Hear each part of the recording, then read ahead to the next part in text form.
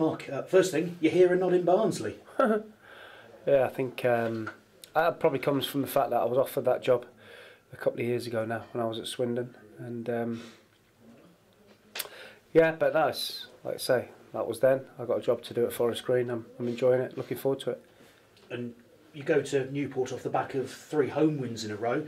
Is the task now to just take that form on the road? Yeah, we need to try and now put sort of 2 results together. You know, if we can do that, then we give our points tally a real boost and keep the momentum rather than sort of winning 1, losing 2, and winning 1. So we need to certainly try and put a couple of results back to back together. What's not been happening right for you in away games, other than sort of the things out of your control, like refereeing decisions? I know you've been unhappy with those, but what can you as a team do more of? There've been really tiny margins. I think the Swindon game was a real level game. We definitely deserved something out of that.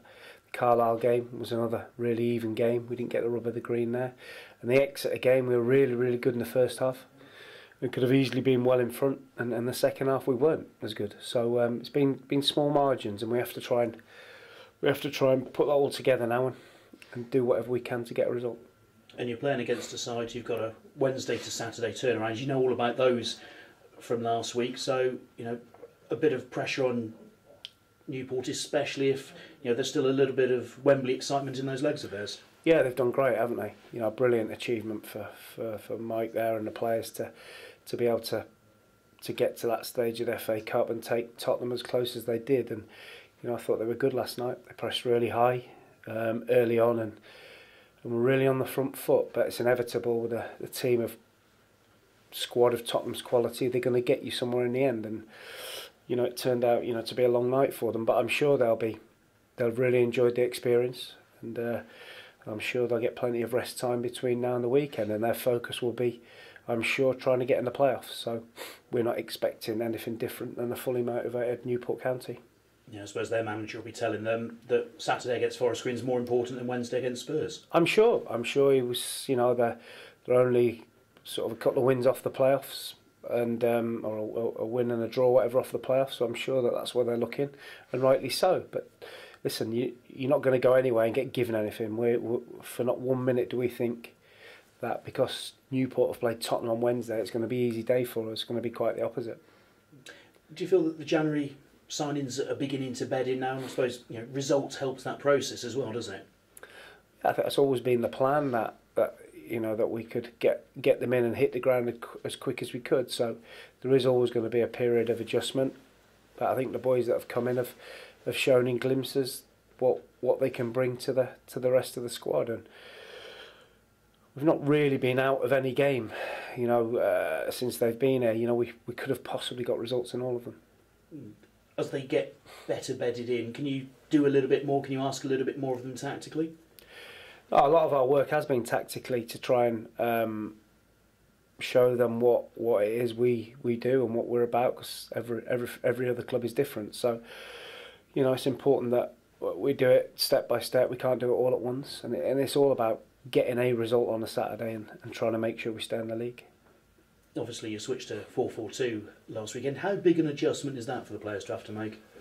Well, I think everybody's been brought up playing 4-4-2. I think when you're kids and when you go into your first sort of adult football, everybody plays 4-4-2. So I think they all by default know that system. And I just looked at it and thought that with the pressure we were under, and with the strikers we had, it probably made common sense to try and get a few more balls in and around the box for Christian and Ruben and Grubby and Alex Bray to feed off, and that's what happened. I suppose in a way the personnel you've got in the team at the moment sort of lends itself to that system, doesn't it? Well, we brought in a wide player with that in mind of it to be a change in system. We brought in Alex Bray knowing that it was a really quick, aggressive wide player, knowing that we could play with a wide player, and obviously Grubby played most of his games at Western-super-Mare as a wide player.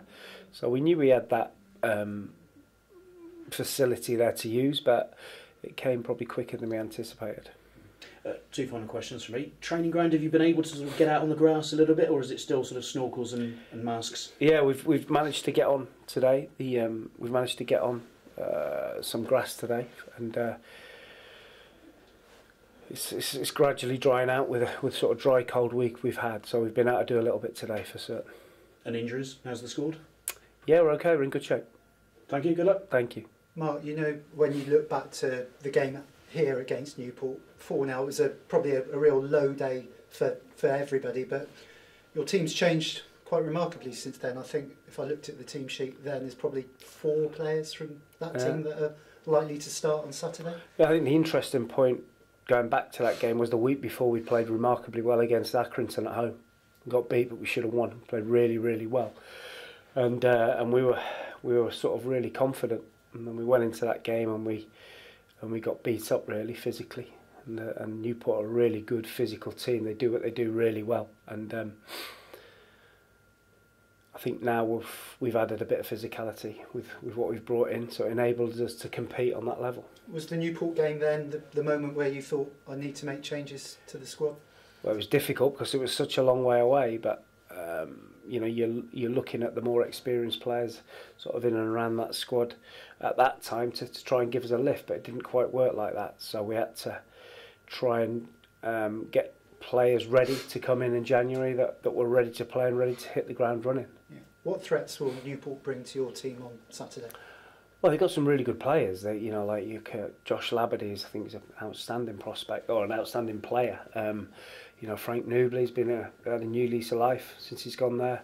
Robbie Wilmot. They've got some really good players, and throughout the team, centre half on loan from Brighton's an excellent player. So it's not like that they've just got a load of so-so players. They've got some really good players, and the manager's given them a real energy, which he's carried on from last year. And I think they've been a breath of fresh air for the division. Yeah. How important to morale was last Saturday's result, getting out of the bottom 2 and beating a team like Coventry? Yeah, to do the double over Coventry, of course, is very, very refreshing, and it gives everybody a little bit of a buzz and a spring in their step this week. But like I said earlier, you have to try and put back-to-back results together, whether it be 3 points or 1 point, just to get a little run going together and put pressure on the teams below and above us. So, but last week was certainly a good occasion for us. We played well, but I thought we fought even harder, and we deserved to win. And your new players have gelled. You said they needed to gel quickly. They have. They look like a team already. Yeah, I think that if you've got a sound base to build from, like at the back, then it gives the other players a chance to flourish. And we've not had that yet. That we've been really leaky at the back, which has put pressure on the boys in front of them and put more pressure on Doidge to have to score every week. So now we've brought Touchwood, Gavin and Farrand and Hayden in. They've given us a real solid base we'll always feel as though we're in a game, that we're not going to concede loads of goals. And if you do that, then the rest of the team get a chance to step up and flourish. There's been a lot made of Newport's pitch over the last few years. I think it's slightly better this season, but will that affect your style of play, your approach? Listen, people talk about philosophies and style of play. You have to play what's in front of you. Now, if we go to a really poor pitch and decide to play total football out from the back, then you're asking for trouble. So it's horses for courses, and we're looking for the players to make intelligent decisions. But if you have a rugby team that plays on a football pitch, you know what's going to happen. But we have to deal with that, and Newport have done it really well this year. Yeah, brilliant. Thanks, Mark. Thank you. Cheers, Mark. Thank you. I just wanted to ask you, I don't know if you've heard on Instagram about Jermain Defoe and the Yeah. cheese. I wanted to basically get your thoughts on that. Well, we're not allowed to offer him a signing-on fee, so we thought we'd send in some vegan cheese to make sure that he's ready to come pre-season and train with us, and obviously that will go some way to securing his signature. I'm sure that he's looking for a new challenge, and we'd love to have him here. And he can come and help Ruben and Doidge next year and score some goals for us. Why not?